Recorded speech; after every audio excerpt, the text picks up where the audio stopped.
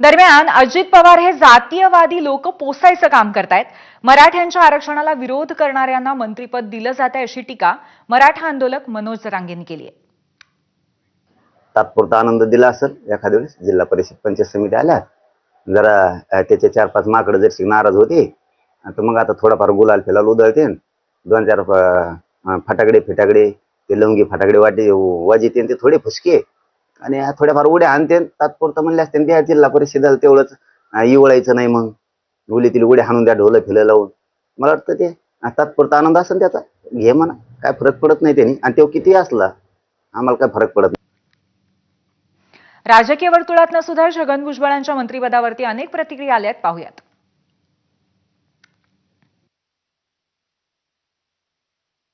छगन भुजबल जी पहले भी मंत्री रह चुके हैं। कई बार उन्होंने कई विभाग को लीड किया है और वो एक अनुभवी मंत्री है और पुराने हमारे बाला साहब ठाकरे जी के शिव सैनिक भी है। उनकी शुरुआत शिवसेना से हुई, नगर सेवक से लेके मेयर से शुरुआत हुई और वो उनको आगे विधायक बन गए, मंत्री बन गए और कई पद उन्होंने संभाले हैं। इसलिए एक अनुभवी नेता के रूप में उनको जाना जाता है और आज उनका फिर से शपथ विधि हुआ है। मैं उनको बहुत बहुत बधाई देता हूँ।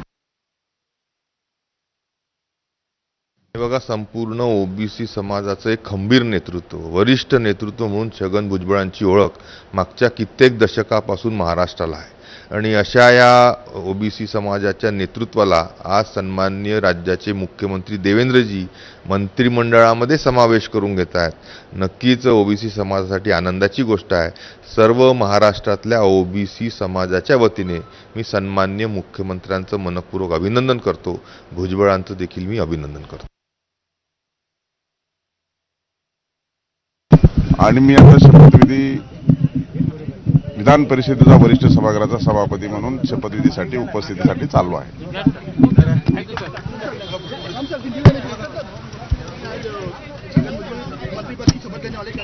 देवेंद्र फडणवीस सरकार का एक्सटेंशन है, अभी मंत्री का एक्सपेंशन होगा और पता नहीं कि किसका होगा, लेकिन 10 बजे हो, मुझे कुछ भी पता नहीं. रात 12 बजे मैसेज आया, मैं सभापति के नाते वहां पहुंच रहा हूं. एक आनंद आहे. भुजबळ साहेबांसारख्या ज्येष्ठ नेत्याचा फायदा या राज्याला निश्चित प्रकारे होईल. देवेंद्र फडणवीस साहेब, शिंदे साहेब, अजितदादा पवार साहेब या सर्वांचं निश्चित प्रकारे मी एक राज्याचा मंत्री म्हणून त्यांचे सर्वांचे आभार मानेल. धनंजय मुंडे गेल्यावर परत ते आपल्यावर भुजबळांना जर तुम्ही थोपवलं तर का असं त्रास देताय जनतेला, का असा तुम्ही त्रास देताय आमच्यासारख्या लोकांना की जे भ्रष्टाचाराविरुद्ध लढतायत, की हा आमच्यासाठी एक संदेश आहे की बाबा तुम्ही आमचं काहीच बिघडवू शकणार नाही, आम्हाला हवा तसा भ्रष्टाचार आम्ही हवा तेवढा वेळ करत राहणार, असा संदेश आहे का हा?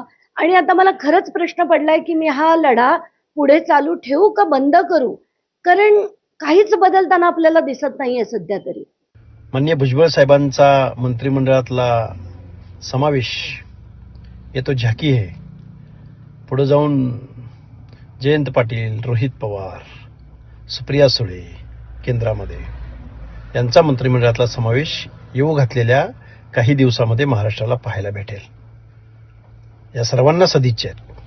पण आमच्या ओबीसीच्या प्रश्नावर जर तुम्ही भूमिका घेणार नसाल तर मात्र गाठ ओबीसी चळवळीशी आहे. छगन भुजबळजी एक राज्याचे महत्त्वाचे नेते आहेत. त्यांनी संपूर्ण आयुष्य हे महापौर पदापासून, नगरसेवक पदापासून तर उपमुख्यमंत्री पदापर्यंत अनेक वर्ष सरकारमध्ये काम केलं आहे आणि यशस्वी काम केलं आहे. मला या ठिकाणी माननीय मुख्यमंत्री देवेंद्र फडणवीसजी, एकनाथ शिंदेजी आणि खास करून अजितदादाचे अभिनंदन करायचे आहे. त्यांनाही शुभेच्छा द्यायच्या आहे की त्यांनी छगन भुजबळसारख्या एक अत्यंत महत्त्वाच्या ओबीसी समाजाचं नेतृत्व करणाऱ्या एक नेत्याला पुन्हा मंत्रिमंडळात संधी दिली.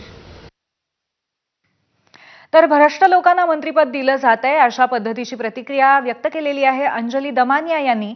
आणि भ्रष्टाचाराविरोधामध्ये लढायचं की नाही या संदर्भात संध्याकाळी भूमिका मांडणार असं सुद्धा त्यांनी सांगितलेलं आहे.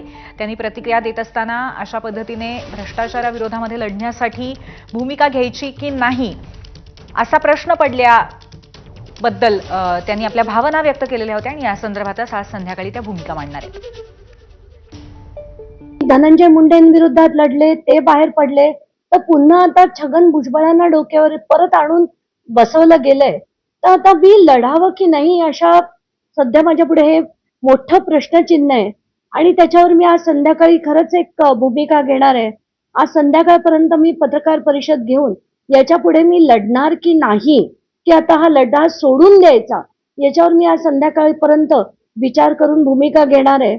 आणि खरंच काय ते ठरवणार आहे. कारण आता खरं कंटाळा आला, म्हणजे त्रास होतो, राग येतो आणि आपण कशासाठी लढतोय असा प्रश्न देखील पडतोय.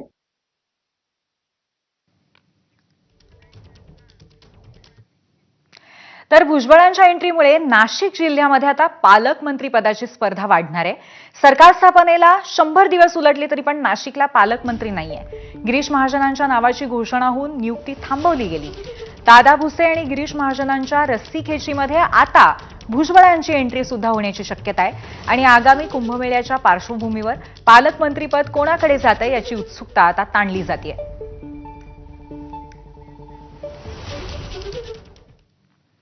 यानंतर एक छोटासा ब्रेक घेतोय. पाहत रहा एबीपी माझा.